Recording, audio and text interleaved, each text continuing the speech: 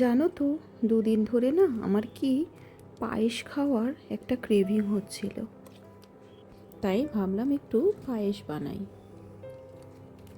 এই পায়েসটা জানো তো, এই প্রথমবার বানালাম। একটু ভয় পাচ্ছিলাম বাড়িতে সবাই ঠিকঠাক খাবে কি না, তাদের ভালো লাগবে কি না। কিন্তু সত্যি জানো তো, এত ভালো হয়েছিল খেতে। আর পুরো মালাইয়ের মতো লাগছিল খেতে, এত টেস্টি হয়েছিল। চালের পায়েসে তো অনেকটা কার্বস থাকে, এত মিষ্টি হয়, তার উপর আবার চাল দিয়ে অনেকটা ওয়েট গেনও হয়ে যায়। ওই কারণে আমি এইভাবে একটা পায়েস বানালাম। আমি জানো তো এই পায়েসটা কিসের বানিয়েছি? এই পায়েসটা হচ্ছে ডালিয়ার পায়েস। পায়েস বানানোর নিয়ম তোমরা সবাই কম বেশি সবাই তো জানো, আর খেতেও সবাই ভালোবাসো। তো চালের জায়গায় একবার ডালিয়া দিয়ে পায়েসটা করে দেখো, খুব ভালো হয় খেতে, খুব টেস্টি হয়। এখানে তো তোমরা দেখতেই পাচ্ছ, দুধটা নর্মাল নিয়মে আমি প্রথমে জাল দিয়ে নিয়েছি। তারপরে আমি তাতে তেজপাতা দিয়েছি, তেজপাতা দিয়ে ওটাকে ফোটাতে দিয়েছি। তারপর অন্য ডালিয়াটাকে ধুয়ে জল ঝরিয়ে তারপর গ্যাসের মধ্যে কড়াইয়ে একটু সামান্য ঘি দিয়ে ওটাকে ভালো করে নেড়েচেড়ে ভেজে নিয়েছি। ভাজা হয়ে যাওয়ার পরে ওটাকে দুধের মধ্যে দিয়ে দিলাম।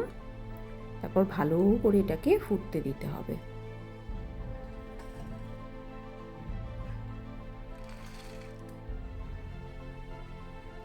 এখানে আমি মিশ্রি ইউজ করেছি মিষ্টির জন্য। তোমরা গুড় দিতে পারো, কেন তো আমার কাছে গুড়টা ছিল না বলে আমি মিশ্রিটাই দিলাম। গুড় দিলে আরেকটু হেলদি হতো ব্যাপারটা।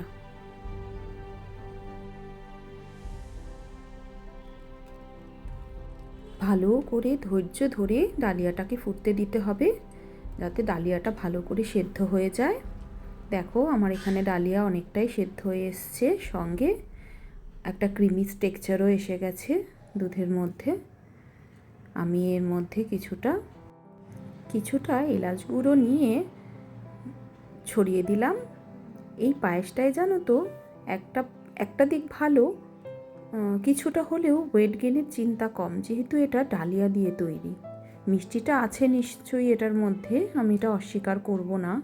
তোমরা গুড় দিয়ে করলে পুরোপুরি হেলদি হয়ে যাবে। তোমরাও বানিয়ে খাও, দেখো কেমন লাগে। আমি তো এখানে এটা নামিয়ে ঠান্ডা করে প্রথমেই নিয়ে এলাম ছেলের কাছে, ওকে খাওয়ালাম। ও খেয়ে তো প্রথমেই বলল যে মা খুব ভালো হয়েছে, ভীষণ মালাইয়ের মতো খেতে হয়েছে। আর কি, ভিডিওটা এটুকুনি।